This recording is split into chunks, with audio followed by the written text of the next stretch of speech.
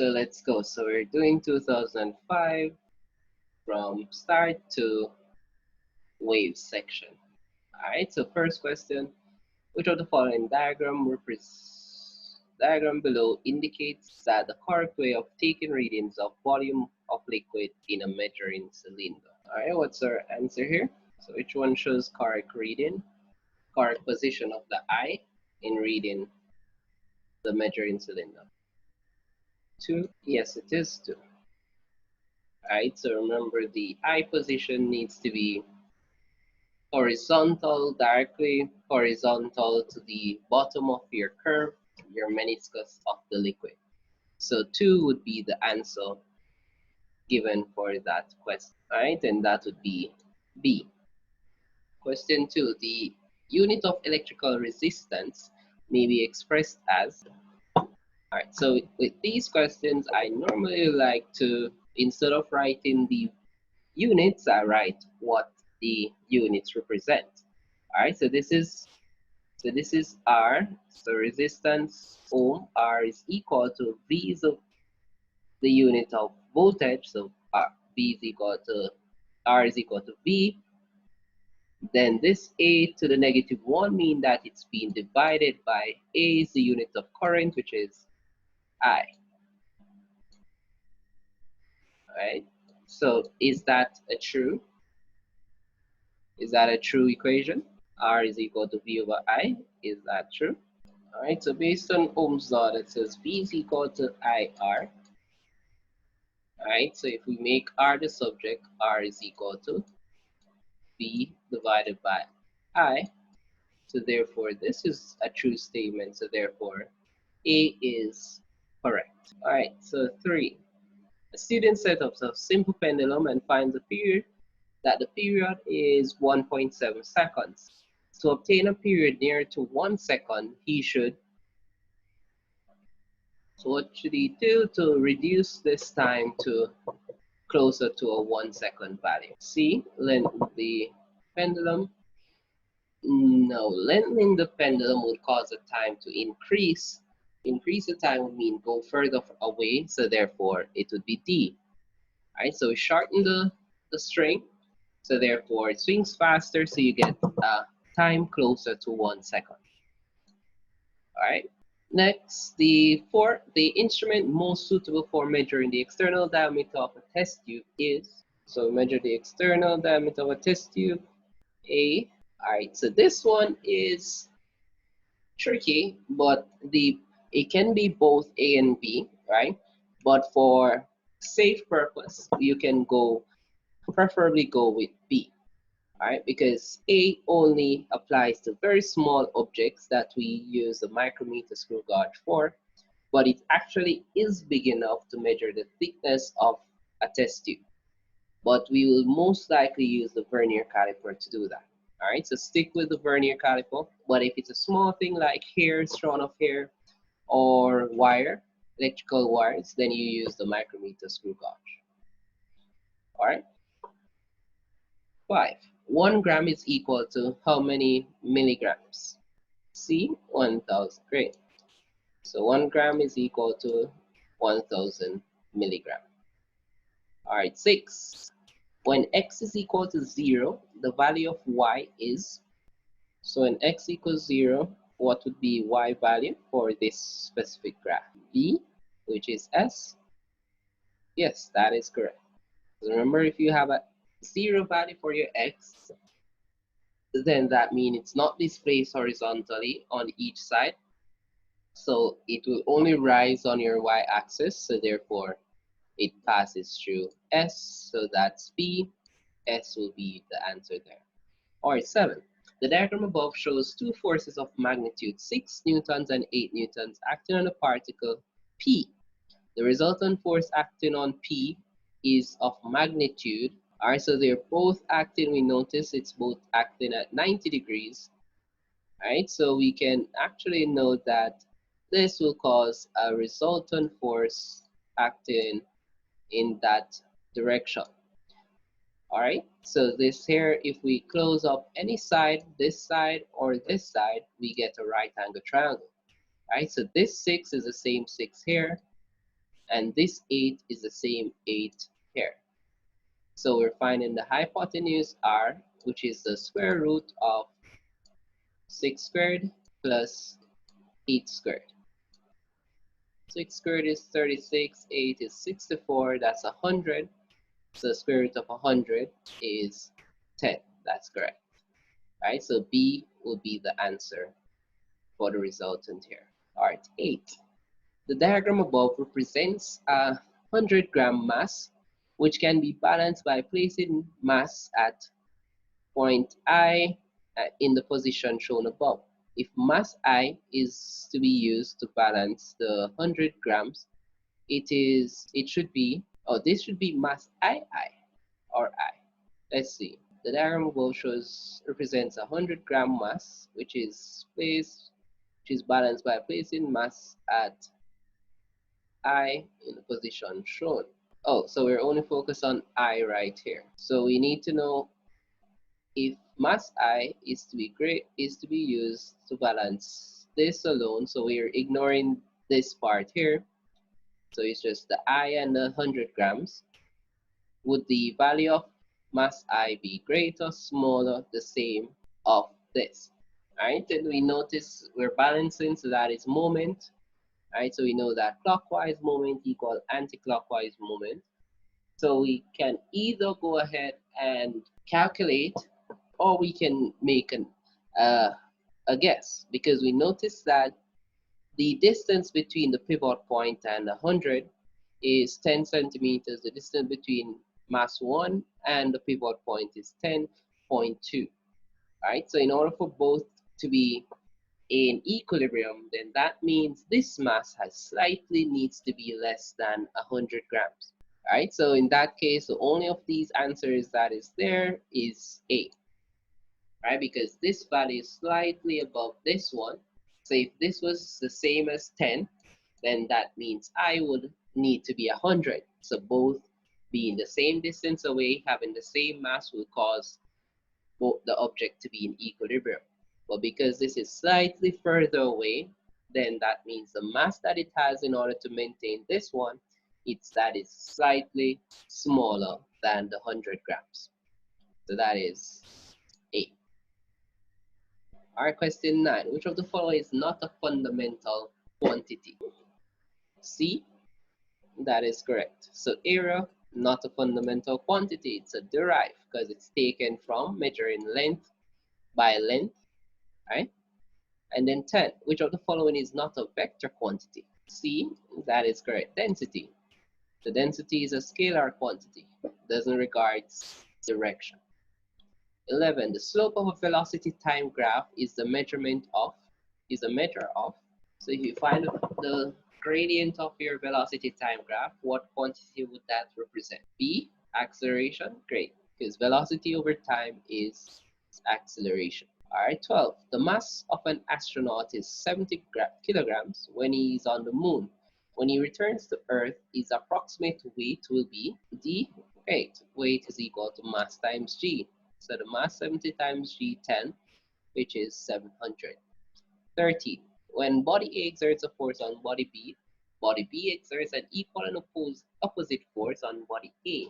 This principle is attributed to which of the following scientists? Great, Newton, because this is Newton's third law of motion. Alright, 14. An object is removed from the ground and placed on a shelf. Which of its property would you expect to change? C. Potential energy. That's correct. Right? So mass is not affected by where you are, the volume as well, and your kinetic energy. So it's only the potential energy. 15. The rate of which of the following determines the power of a machine? 1. Doing work. 2. Converting energy. 3. Changing temperature. C. 1 and 2. Let's see if there is a next answer there. All right, so question. Changing temperature. Does that requires, when you have a change in temperature, does that mean that energy is changed as well? So do we change energy forms if we change temperature? Don't think so. All right, let me try to think of a machine. All right, so let's use an iron. So in just turning on the iron, right, you notice that it gradually gets hotter. So that means it's changing temperature. Right? When it's changing temperature, it produces heat from changing electrical energy to heat. Right? So that is actually changing temperature. So that is actually power as well. So the appropriate answer is 1, 2, and 3.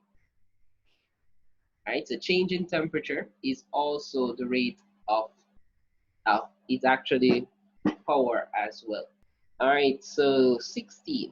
The globe shown in the diagram below contains a gas whose pressure is measured with a manometer M. Which of the following statement is are correct? The pressure in the gas is less than that of the atmosphere. Two, for a small pressure difference, mercury may be used in the manometer for an accurate reading of the gas pressure. 3, in order to bring the two meniscus in the manometer to the same level, one could open the stopcock K. Right, so what answers would we have there? Alright, so let's see, which is 1 and 2. Alright, let's see. So the pressure of the gas is less than the pressure of that of the atmosphere.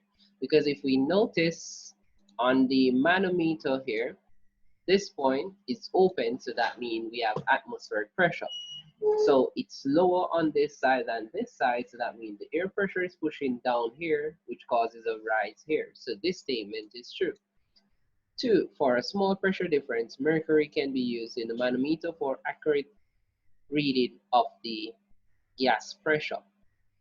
Alright, so let's skip this one and move to 3.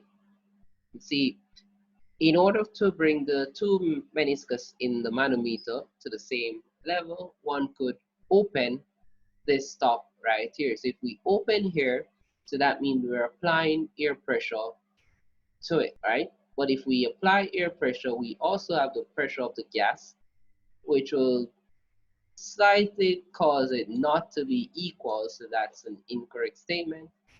So if we go back here, small pressure is actually measured perfectly by using mercury, so therefore the answer is 1 and 2, which is C, as what was noted. All right, next, 17. The height of the liquid in a vessel is h and its density rho. If the atmospheric pressure is x and the acceleration due to gravity is g, what is the pressure of the base on the base of the vessel? All right, so we know that pressure is equal to force over area, right? And we know that force is equal to, let's see what is given. So we have density. So we know that density is equal to mass over volume, right? But volume here is the same as mass times the area times the height. In this case, which is h. Sorry, density divided by volume, right? So it's mass divided by AH, all right? Now, we know that the F is equal to M times G over A, all right? And then we know that this M can be replaced by this M here. So it is rho, since rho is equal to mass times mass over AH, then rho times AH is equal to M. So we can replace the M here with rho. So we have rho AH times G over A. And we see that the A's cancel, so we get rho GH or rho HG, right? But it also says that we're including atmospheric pressure, which is X. So once that is present, then that means we add the atmospheric pressure to it. So that gives us C, all right? So we add the atmospheric pressure to rho GH and we get C as the answer. Which you don't have to do all this because you know that the pressure in a liquid is actually rho GH. Right? So I'm just showing you how it actually came about. All right, 18. Which of the following would be responsible for the glass house effect? A. Infrared rays. That is correct. Alright, 19. Which of the units below is used to measure the force per unit area on a surface? And we just know that force over area is pressure, right? So that will give us D, which is Pascal. Because force per unit area means force divided by area, which that is equal to pressure, and the unit of pressure is Pascal. Alright, 20. Man X can hear man Y shouting, but he cannot see him, mainly because sound. Alright, let's see if we remember from last class what we learned about waves. A, it's a longitudinal wave, therefore does not travel in a straight line. Not quite. No, for this one would not be the answer for that one. So not because it's longitudinal. So remember that we said that if you're in front of the house and someone is at the back, you can hear between because like the sound will actually bend around the obstacle. So bending around would mean that it's diffraction, right? So it has to do with diffraction here. So that means it's not B or A, so it's either C or D. So which one would make it? So this says as a slower speed and therefore has more time to pass around an obstacle, which does not make sense. So therefore it's D. That says the longer wavelength, so it therefore diffracts around obstacles more than light. Right, so D would be the answer there. Alright, 21. Which of the graphs above shows how the volume of a fixed mass of gas varies with temperature at a constant pressure? D, which is S. See if there is another provided answer.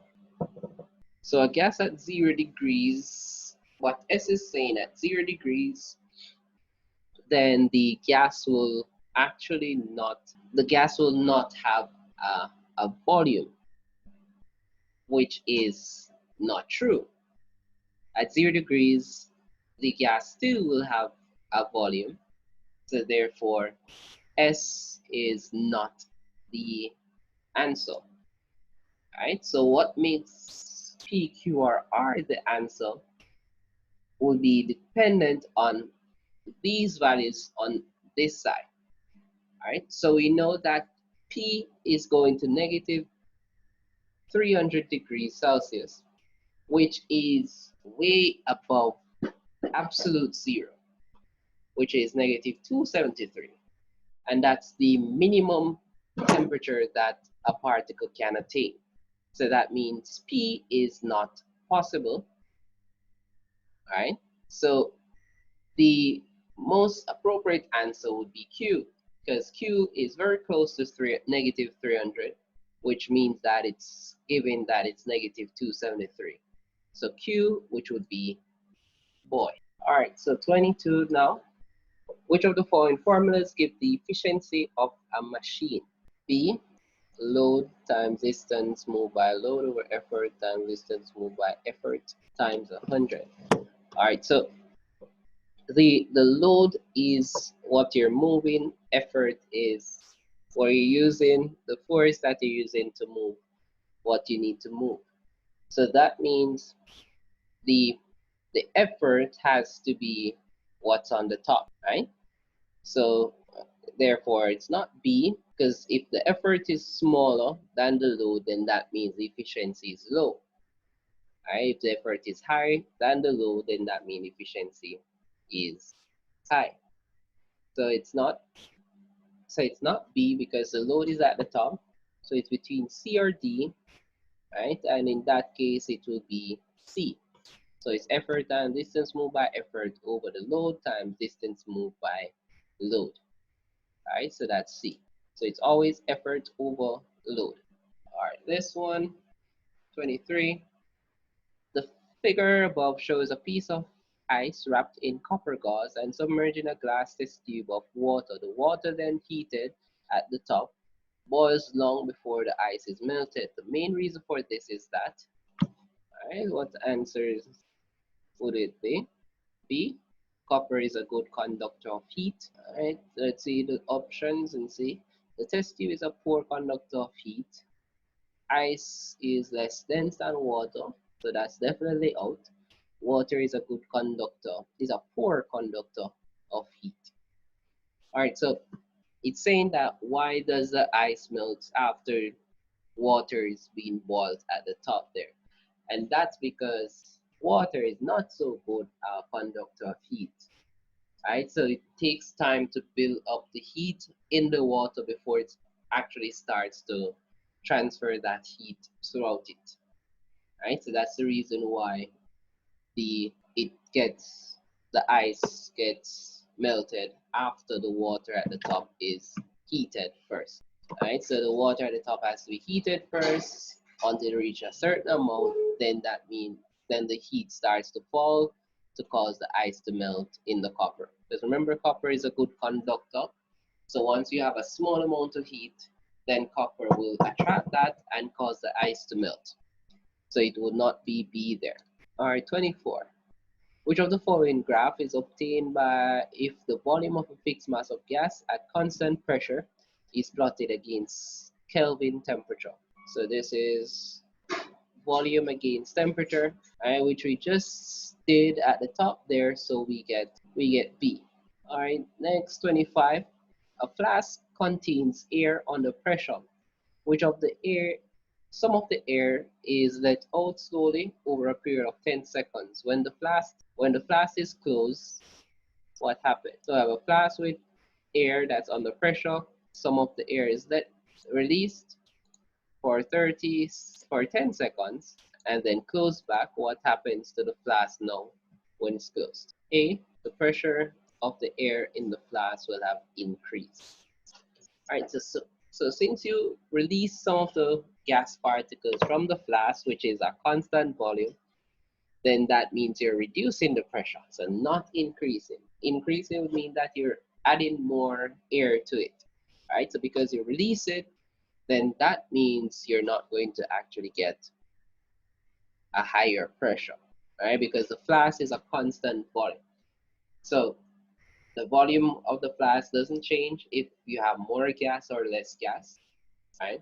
So it will not increase pressure. So the only possible other option would be, let's see, the volume of the air in the flask will be decreased, which is not true because the flask volume remains the same. The number of molecules striking the wall per second will have decreased, which is correct because now you have less molecules of gas in it. So therefore, you have less gases striking the container every second. All right, next 26. Some molten naphthalene at 100 degrees is allowed to cool down at room temperature. If naphthalene is at melting point is 80 degrees Celsius, which of the following best represents the cooling curve? So which one best describes cooling curve of naphthalene there? A. All right, so a thing to note about cooling curve is that when you're changing state, remember at that point the temperature remains constant. All right, so that's very important to remember. So if it melts at 80 degrees, so therefore at 80 degrees, you're supposed to have a horizontal line to show that you have a change in state right there. So that's the only one here that shows that would be C, right? So it's not A because at 80, it starts to fall down in terms of temperature changing, right? So at 80 degrees, it's melting. So that means it's changing state. So we have a horizontal line at 80 degrees. All right, so that's C. All right, 27. Which of the following waves travel only as longitudinal waves? Which one is longitudinal?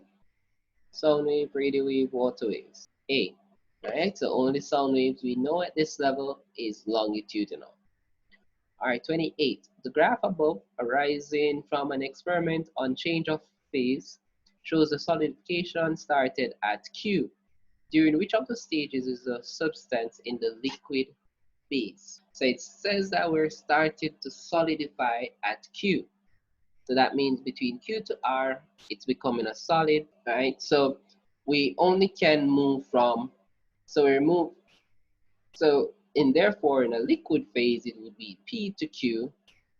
P and Q, which is D, right? So the only way this is not a liquid is if the question has said that the object actually was sublimed, right? So if you had sublimation, then you'd have to change your answer to actually be RS. But because there is no sublimation, the only way you can get to a solid is if it's going from a liquid to a solid, right? And in that case, it would be P and Q. All right, 29. Some water in a container, as shown above, is brought to a boiling point by an immersing heater. A watch is then started and the time T to boil off a mass M of water is found. If the heater has a power P, the specific latent heat of vaporization is, we know that heat of vaporization is equal to mLV, right? So it's specifically asking now, we notice there's no E here, so we have to substitute how we find E.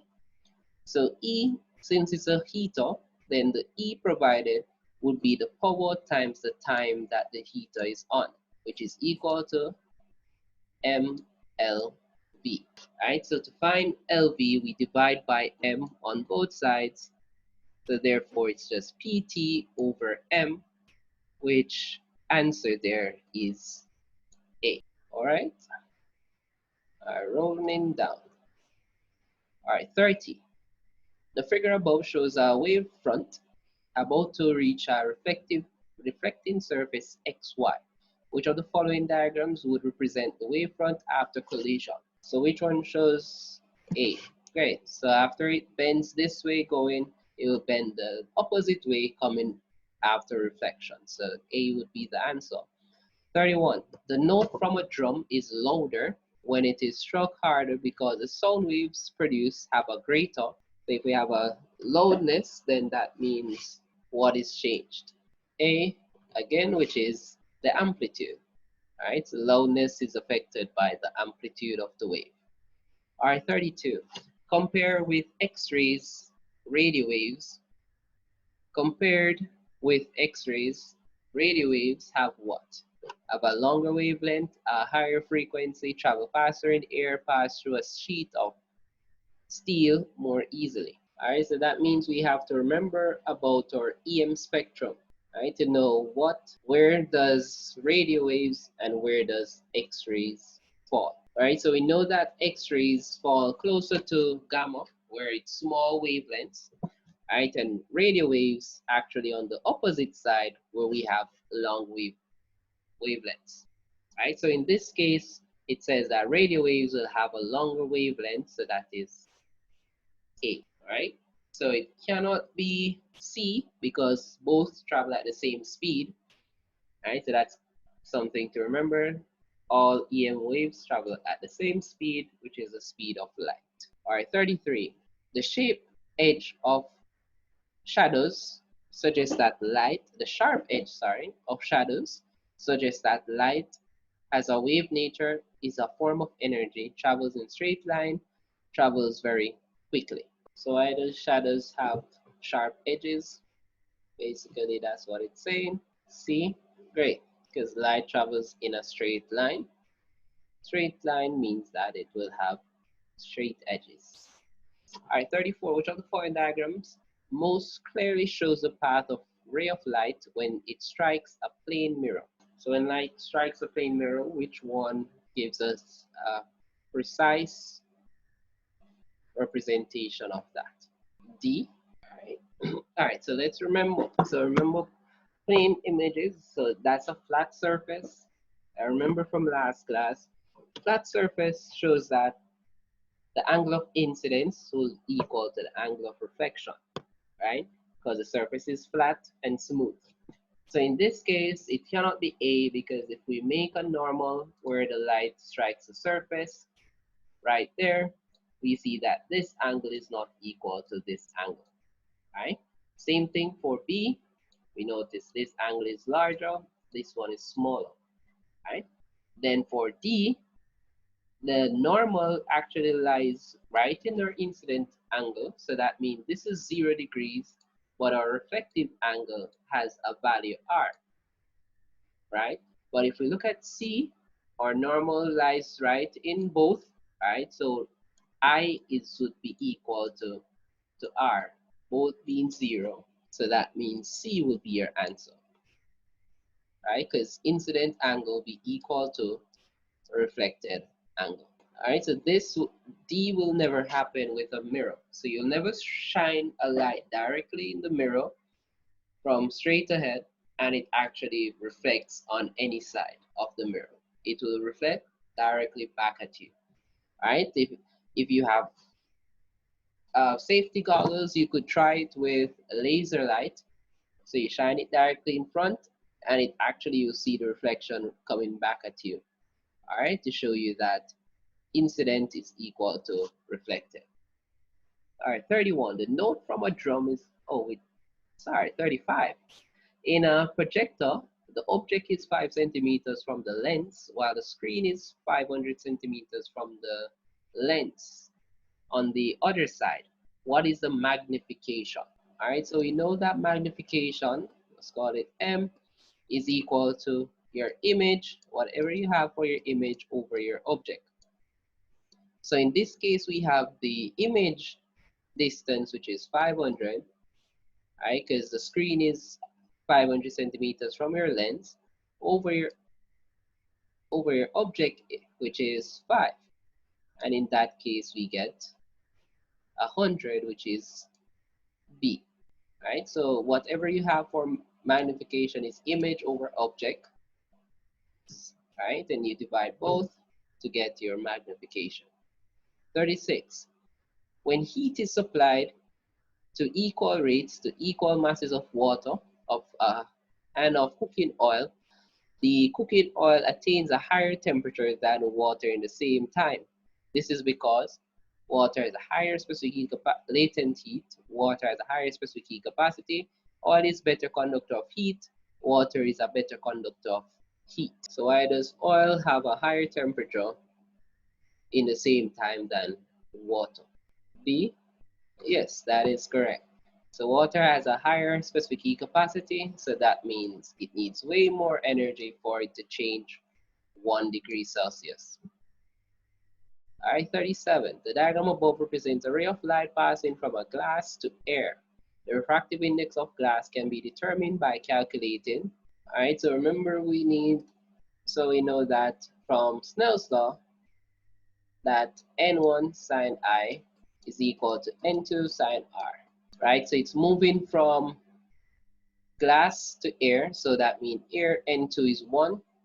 So on this side, we just have sine R, and sine R here in this case is C.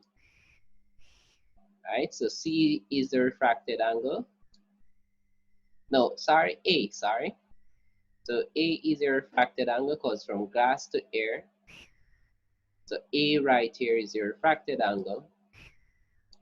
Right? So that means your incident angle is C. And we have the N of air, so N1. So N1 would be sine A over sine C, which would be boy. That's correct. So B would be the answer. All right, 38. Which of the ray diagrams shown above are correct? All right, let me see if I can reduce this. All right, so let's look at 1. So this lens is a converging lens. So that means it will, when light is incident to it, it will cause it to come to a common point, right? And that's what's happening here. So that means 1 is correct. So that means 2 is wrong, right? Because it's the same type of lens there, and it's actually diverging the rays. So that means 2 is out. 3 is a diverging lens, so that means it cannot converge. So it has to spread out the light rays, so that means 1 and 4 would be your answer, and 1 and 4 is D, all right? All right, so we have, and that's the last question for the topics that we have covered so far. All right, so that's it, and with next class we'll resume with the other topics since we're going to do electricity next time. All right, so that's it. And thanks very much for coming today. All right.